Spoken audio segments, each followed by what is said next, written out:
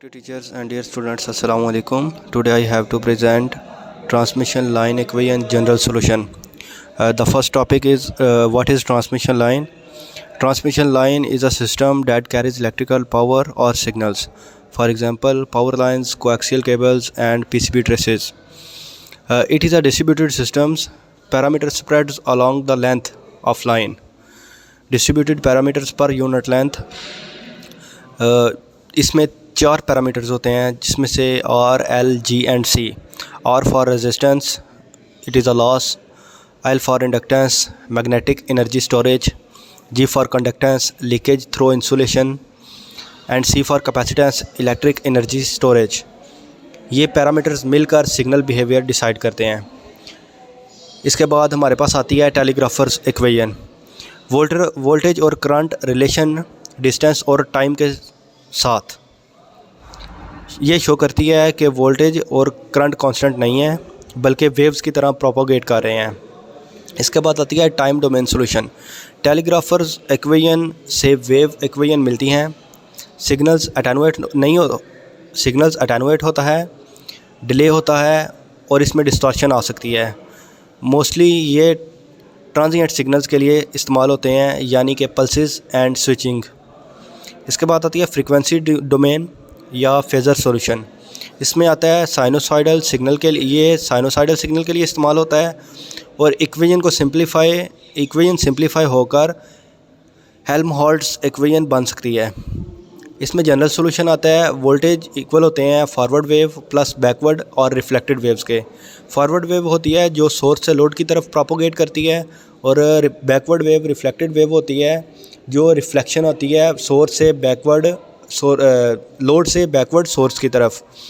Reflection का reason जो है वो लोड इम्पीडेंस का मिसमैच होना है कि लोड इम्पीडेंस और करैक्टरिस्टिक्स इम्पीडेंस जो होती है वो आपस में बराबर नहीं होती, इसकी वजह से रिफ्लेक्शन आती है. इसके बाद आती है प्रोपोगेशन कांस्टेंट. प्रोपोगेशन कांस्टेंट में आता है gamma is equal to alpha plus j beta. इसमें जो alpha is equal to attenuation constant और सिग्नल लॉस. बीटा जो है वो है फेज़र चेंज और वेव प्रोपोगेशन. इसके बाद आती है करैक्टरिस्टिक्स इम्पीडेंस. ये होती है कि ट्रैवलिंग वेव के वोल्टेज और करंट की रेशो. ये डिपेंड करती है लाइन के रेजिस्टेंस, इंडक्टेंस, कैपेसिटेंस और कंडक्टेंस के ऊपर. इसमें होती है कि अगर load impedance Z0 characteristics impedance के इक्वल आ जाए तो रिफ्लेक्शन नहीं होती. इसमें हमारे पास 3 चीज़ें आ जाती हैं. एक लॉसलेस ट्रांसमिशन लाइन आती है, एक लो लॉस ट्रांसमिशन लाइन आती है और एक के full of loss transmission line आती है जिसमें हमारे पास रेजिस्टेंस और कंडक्टेंस बहुत ज़्यादा होती है जिसकी वजह से बहुत ज़्यादा लॉसेस आते हैं. सबसे पहले हम करते हैं लॉसलेस ट्रांसमिशन लाइन. इसमें R और G जो होता है मतलब कि रेजिस्टेंस और कंडक्टेंस जो होती है वो होती है 0.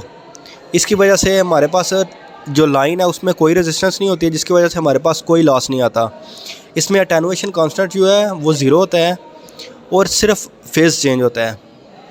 इसके बाद आता है कि ट्रांसमिशन लाइन का जनरल सॉल्यूशन ये बताता है कि वोल्टेज और करंट ट्रैवलिंग वेव्स हैं और उनका बिहेवियर लाइन पैरामीटर्स और इम्पीडेंस मैचिंग पर डिपेंड करता है. इसके बाद कुछ वाइवा क्वेश्चंस आ जाते हैं कि रिफ्लेक्शन क्यों होती है. इसमें होता है कि अगर आपकी करैक्टरिस्टिक्स इम्पीडेंस और जो आपकी लोड इम्पीडेंस है वो इक्वल ना हो तो रिफ्लेक्शन होती है. अगर ये इक्वल आ जाएं तो रिफ्लेक्शन 0 हो जाती है. इसके बाद आता है कि गैमा क्या रिप्रेजेंट करता है. जो गैमा है, gamma is equal to alpha plus beta. ये गैमा क्या रिप्रेजेंट करता है? गैमा रिप्रेजेंट करता है अटेनुएशन प्लस फेज़ को.